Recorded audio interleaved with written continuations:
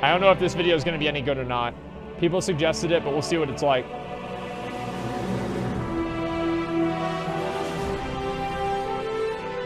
Okay, this is a good start. I like it so far. Everything's looking good so far. Bioman's Hippogriff is a joke. Okay.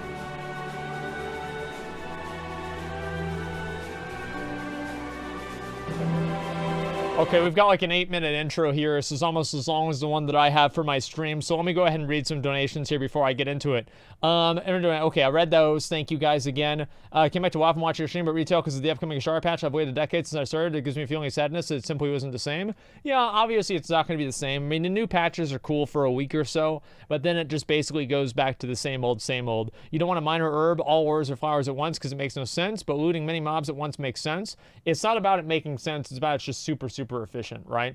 And I don't think that like AoE looting, I'm sorry, but I'm going to forego. Yes, there is a little bit of contradiction there. AoE looting is just too efficient. Like it's just too efficient. I'd never want it taken out of the game. But for mining and everything, I would want that to stay the same. And also, like, I mean, there are different ways you could look at it, but like, yeah, I mean, it's a bit contradictory, but personally, that's where I kind of draw the line. Because, like, obviously, you can't have perfect continuity in a game that has, like, flying phoenixes, dragons, and fireballs. You have any expectations to invite Shadow Priests to raid?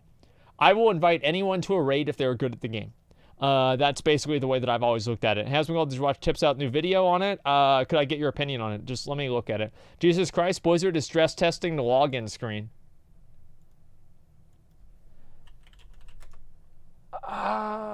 Yeah, that's kind of true. I mean, yeah, what? I would say so. Yeah, I mean, this is, what do you call it? This is a 53-minute video. I can't watch a 53-minute video. Okay. Hello, ladies and gentlemen. My name is Melderon, and I've played World of Warcraft for a very, very long time. Good. Even though I started in late vanilla and quit in Legion, okay, I've experienced the vast majority of WoW's evolution. I would like to share my opinions on why you should try Classic WoW when it launches. Okay. Yes, I know. By now, I'm willing to bet money you've watched many videos that compare aspects of retail and Classic WoW. Yes. These videos explore the core gameplay differences between the two versions of the game by primarily focusing on aspects like class identity. It does sound like McConnell, actually. The community, the leveling experience, and progression. And I'll be the first to say that these aspects are extremely important comparison points and are alone amazing reasons to try Classic. However, one thing that I think gets overlooked often is the unique storytelling that exists in Vanilla WoW. In my opinion, this is perhaps the most important aspect of what makes Vanilla unique, primarily because most, if not all, of the aforementioned aspects were also easily apparent if you compare the Burning Crusade, or even Wrath of the Lich King, to the current iteration of the game. In no other expansion did the story get introduced to the player in such a personal and subtle way than in Vanilla WoW. And, before we go further, I want to clarify that when I say story, I'm talking about the lore itself, the antagonists, the goals of your faction, and the lives of each and every NPC. I like that. There are three main interconnected ways Vanilla does this. The first is by not making you, the player, the center of attention. There it is. The second is by providing the lore within the quest text and not in cutscenes and cinematics. Exactly. And finally, by subtly and slowly exposing... You know what the best part about it is now? They have the lore in the book that nobody fucking reads. Oh no, there's a cinematic on the website. Oh no, it's in the book. What about the quest? Player to the game's antagonists through the diverse questing and dungeoning systems. Using these three mechanisms, the game developers were able to build the narrative without just pushing it in your face immediately. There it is. This, to me, is good game design and ultimately great storytelling. Obviously. Let's now explore the first point. You are but a cog in a great machine. Yeah, I prefer this a lot. To many of you, this may seem like a letdown. But, in my and many others' opinions, everyone having weapons of legendary power and artifacts of forbidden knowledge is extremely immersion-breaking. Yeah. In Vanilla WoW, when you saw someone have a rare mount or a legendary item, that guy was a god. Mark that day in your calendar, take a screenshot, and tell your friends you were in the presence of a heroic player. There it is. It was amazing to not only see, but also gave you something to aspire to, while also making the world more unknown, more vast. Yes. Vanilla makes it unapologetically and abundantly clear that you are insignificant when you log into the game for the first time. Nobody gives a fuck your gear about is you. Shabby, your blades You die are to dull, wolves. and your abilities are average at best. This is not in place to demean you as a player. No. It is in place for a very important reason. It relays to you that there is so much more out there. So much more to explore. So much to learn. That's right. In my opinion, it gives you something to look forward to. That's but right. most importantly, you not being the center of attention makes it apparent that the world moves on without you. That's right. If you will not take up your sword and begin your adventure, guess what? Someone else will. Well, that's the same in Legion. If you won't be the High Lord, everybody else already is. The story, therefore, is not dependent on your actions. You are not a Horde warlord, nor are you a Grand Marshal in the Alliance forces. That's right. You are, at best, just a volunteer joining the local militia to assist your faction and aspire to be something greater. Just a piece of shit, But basically. Make no mistake. Big dumb piece of shit. You can become something much greater. Just not the main protagonist. You can instead become a somewhat integral piece of a much larger puzzle. Yo, I just want to say something, one thing. Somebody said this in chat. Same fucking thing in Dark Souls. That's what I liked about the Dark Souls 1 story. It reminded me of vanilla WoW. Like, I've never felt a game that had so many similarities to vanilla WoW than Dark Souls 1. Like, it was actually, like, really, really surprising how similar the two games were. And I put, like, 300 hours into Dark Souls 1. And, ultimately, take on the forces of evil that plague your world. But, and this is a big but, you cannot do it alone. You see, in vanilla, in order to achieve greatness, you need to work well with the team. Whether that be 4, 9, 14, 19, or 39 other players. Yep. In this way, the richness of the world slowly unfolds around you and builds the MMORPG experience. And that community aspect so many of us are looking forward to experience once again. There it is. You start your adventure in Azeroth by completing lowly missions. Delivering a letter to you're your a fucking idiot, basically. Clearing out some vermin from a mine. Hey. And slaughtering a few pesky boars that are eating up crops in a local farm. Slowly, as you prove your worth, you are awarded gear and are tasked with fighting more dangerous foes, like the Defias Brotherhood and the brutal Quillboar. I would agree with that. It is then you first realize that there are other forces at work in Azeroth that exist on a continuum between good and evil. There is a lot of it's gray an area adventure. in LOL. The Defias have some noble qualities and warranted reasons for their actions. The Quillboar want to protect their culture and their lands, even though there is some greater corruption that exists. Van Cleef did nothing wrong. I just realized something. I never put these two things together. I think that a reason why people think that Vanilla WoW and Burning Crusade and everything had so much better stories in them and people remember the stories so much more is the fact that you didn't have quest helpers. So in order to actually figure out what to do on the quest, you had to read it. So it basically forced you into reading the lore.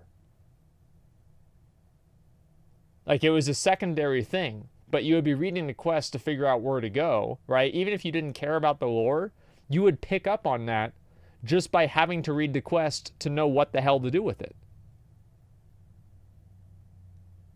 Like, that's actually insane. Like, all of these weird things. This is what I was saying before about how could Vanilla WoW have happened without it just being an accident? Like, it's so, there are so many ways like that that are just so perfect. I can't believe that someone smart enough could actually do this intentionally. Like, I'll be completely honest. Like, I don't think that there's anybody smart enough in the entire world to create the game with that intentionally in mind. Like, that, it must have been an accident. Unbeknownst to them. This holds true for many of the forces you will interact with, like the Centaur and the Furlbogs. Yep. And with each new zone and each enemy you meet, you become entrenched in the living lore of the game. You have to be. But it's up to you to read the quest text. It's up to you to make the lore real. Khadgar isn't telling you why what you're doing is important or whether it's noble or not. That decision is entirely up to you. It isn't until later in the leveling process that you are fighting proponents of true evil, like agents of the Burning Legion or servants of the old gods. Fuck them. In this way, Vanilla extends the world and creates a diverse storyline. Think of Doesn't Vanilla even as matter. a good dungeon master. If you have never played a tabletop game, then you may not get this comparison.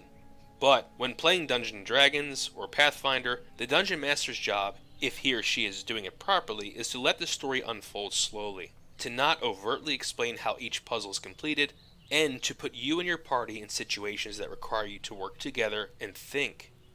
To me, Vanilla is an excellent dungeon master that never shows his or her full hand. Unfortunately, this dungeon master analogy has become less applicable as WoW has evolved. The game, Wow. in my opinion, now tells you everything you need to know before even providing an adventure to embark on. Holy shit. Let's cover point number 2. God damn. The lore is in the text. If you've ever played the Burning Crusade, then you remember the moment you entered the Dark Portal. Honestly, it is a moment that I will never forget. Same, dude. What is the first Fucking thing you same. see when traveling through space and time and setting foot on another world? Think back. Yes, score. The first thing that I thought was, how long is this loading screen gonna take? What the fuck? Everybody's gonna be ahead of me. I'm never gonna get 70 at this rate. And scores of demons. My computer attacking the was Dark bad. Portal. Am I saying that this experience wasn't amazing and heart-stopping? No, not at all. I'm simply trying to point out the core differences between the storytelling styles. Right. You may also remember the epic cinematic that reintroduced us to a fan favorite, Illidan Stormrage. Now, if we compare both the cinematics for Vanilla and TBC, what do you notice right away aside from the cleaner and better graphics? Well, it's centered around players. Like, I'm gonna say this right now. Like, if you think about it, like the vanilla WoW cinematic is centered around players. There's no like named NPCs there. It's just around the actual players and the people that move the game forward. Now, obviously, that's transitioned into Illidan because Illidan's the main focus of the Burning Crusade. But a lot of the other cinematics and everything were focused on players and their accomplishments rather than the game as a whole. I need to take a piss. I'll be right back. Just a second. You're not prepared? Yeah, exactly.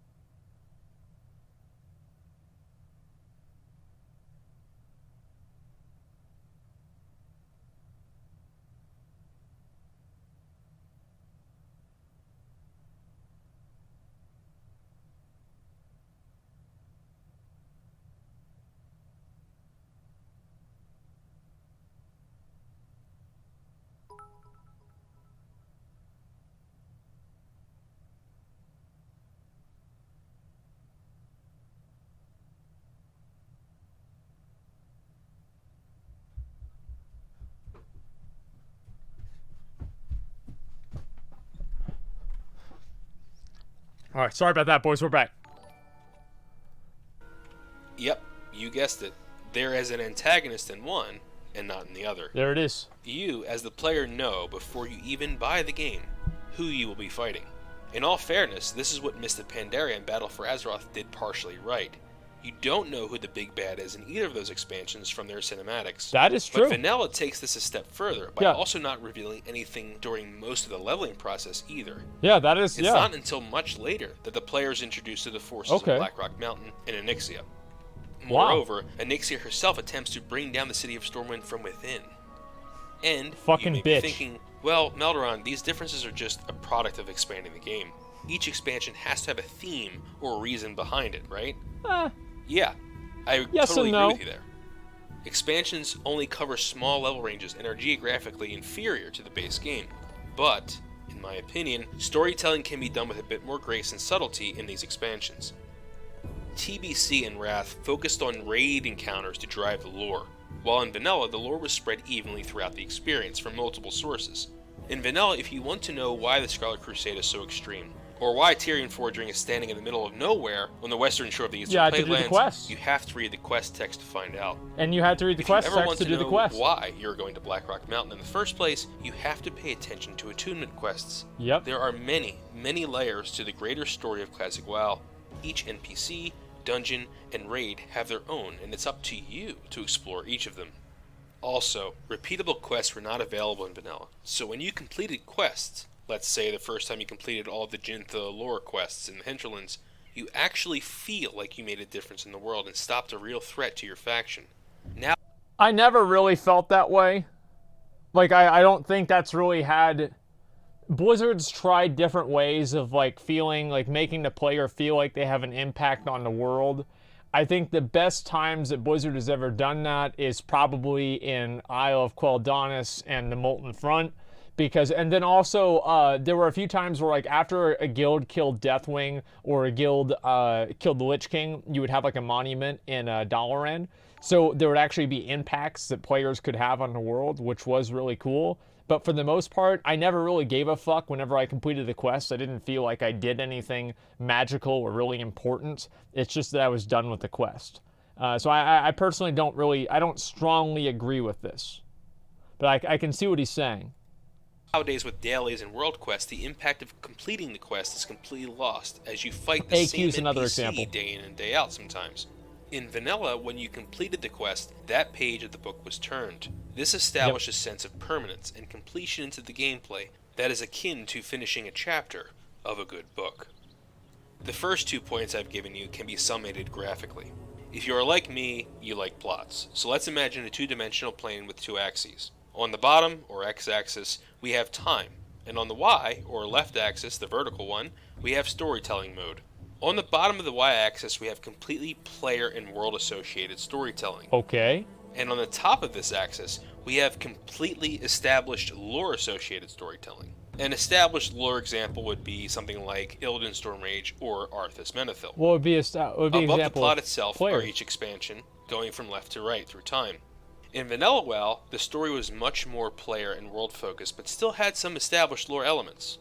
In the very next expansion, the Burning Crusade, the narrative became much more established lore oriented, with its inclusion of the Burning Legion and Illidan Stormrage. Yeah, I mean, that makes sense. In Wrath of the Lich King, the Scourge all about and Arthas. Arthas stole the show, moving us even more into the established lore. In Cataclysm, the world changed significantly, but was still grounded in established lore. Here we see a slight shift in storytelling. In Mists of Pandaria, the same trend continues as Pandaria was actually established lore, and we have all the old god stuff as well.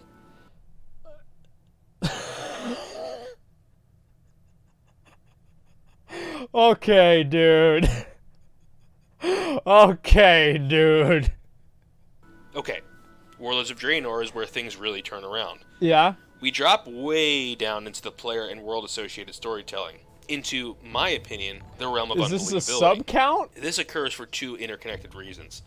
The first is that the lore went into a totally new direction, as, yep, you guessed it, a totally new timeline was introduced. Great that had idea. Absolutely no established lore behind it. Yeah. The second reason is, since we don't have any established lore, someone had to become the center of attention. And that person is you. This is why you are now referred to as the hero in the narrative. The story has no legs to stand on. And in Legion, this got even worse, as everyone and their mother had the damned Ashbringer. This is completely lazy storytelling in my opinion, and makes the story so unbelievable. And now, with BFA, I honestly...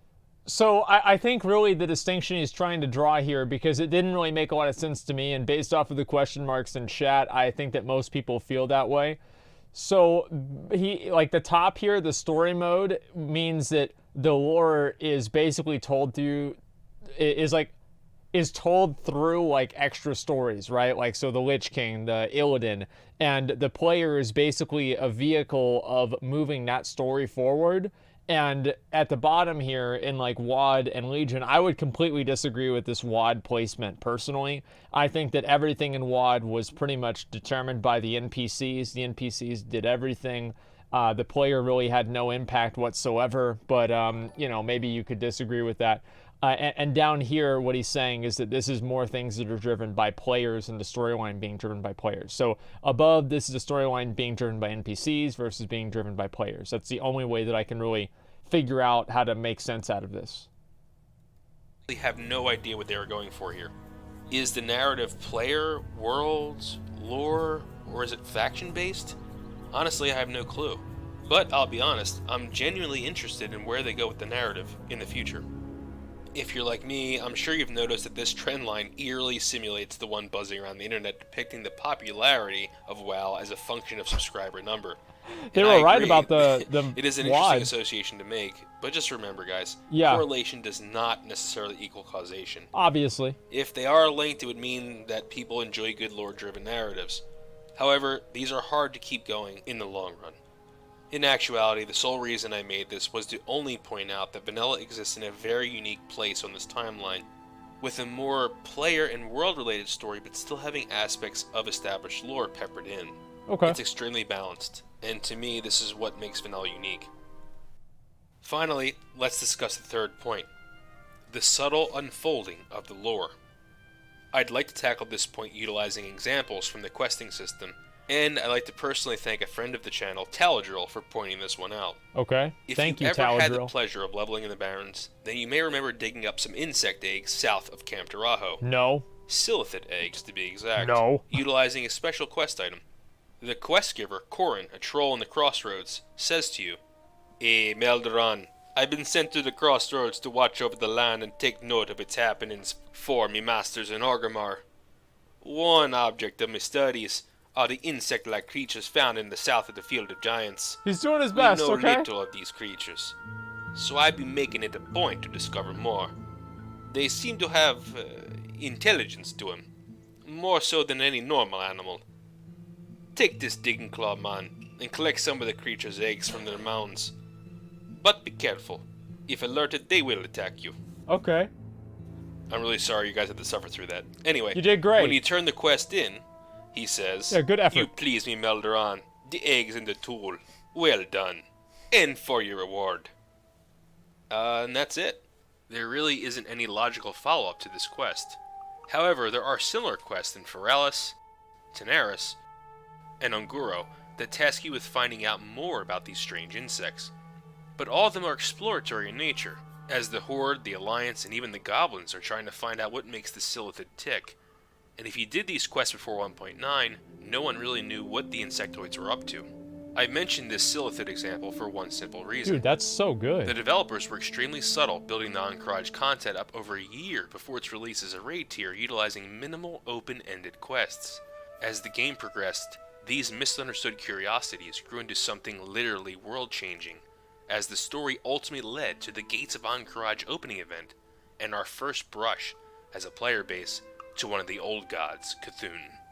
This Holy is an fuck. excellent example of good storytelling and foreshadowing, as the Silithid story arc provides an example of how invested the developers were to the story.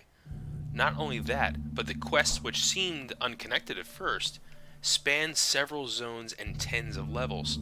That's dedication in design. And this is only one example of great quest engineering. We can say the same for the Morladim quest in Duskwood, the Missing Diplomat questline which spans 5 zones, the Stones That Bind Us in the Swamp of Sorrows in the Blasted Lands, Tyrion Forgering's In Dreams questline, and countless others.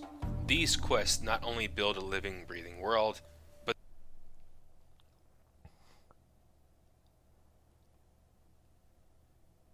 I had never wanted to I'd never had any sort of like inspiration to make a game, right? Ever. The first time that I ever felt like I was really watching or playing a game that I was really like inspired to like, man, maybe I should make video games myself was Dark Souls 1. I saw that game, I beat the game, and I realized like how good it was.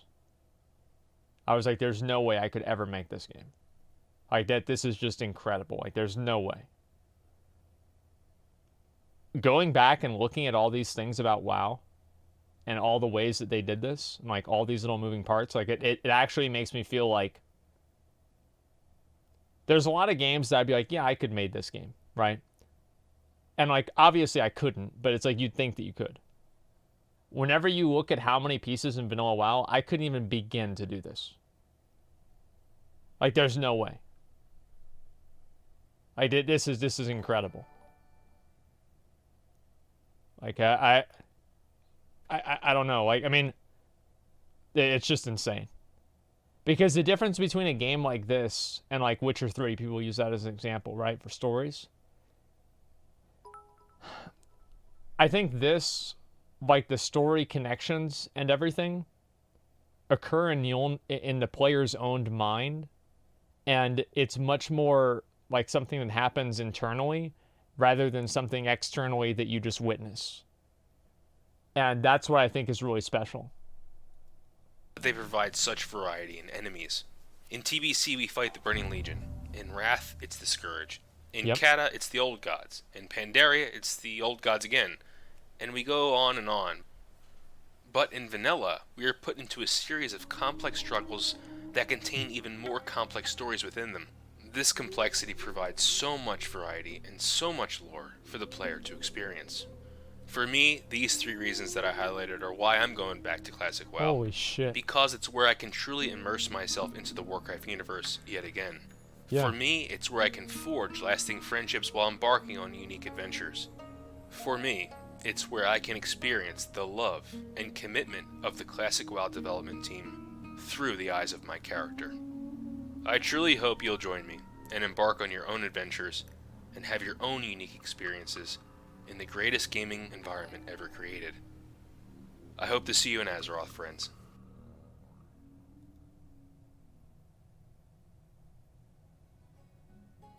Hey ladies and gents, I had a lot of fun making this video.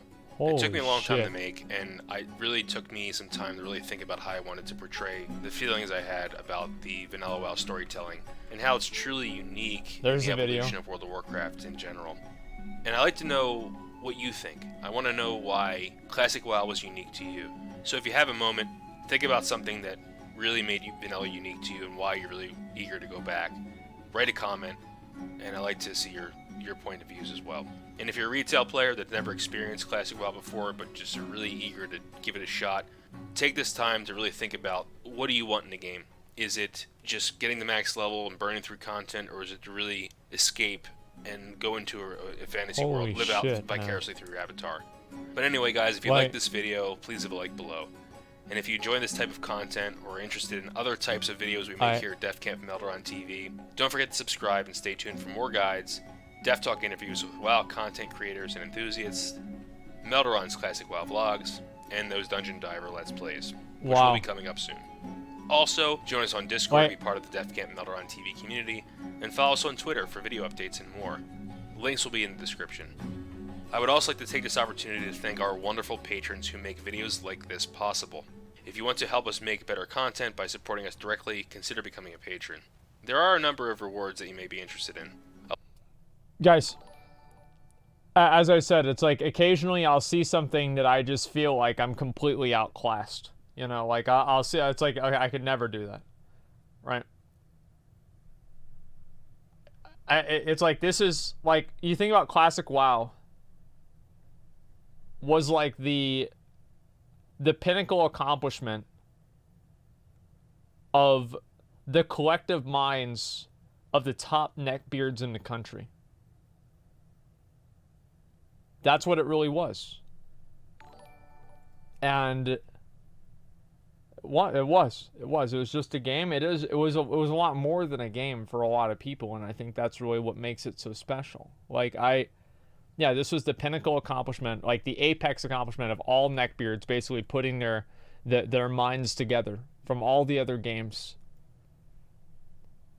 The thing you do most things? Well, I mean, like, the thing is, like, there's a certain point that, yes, obviously, it may seem easy, right?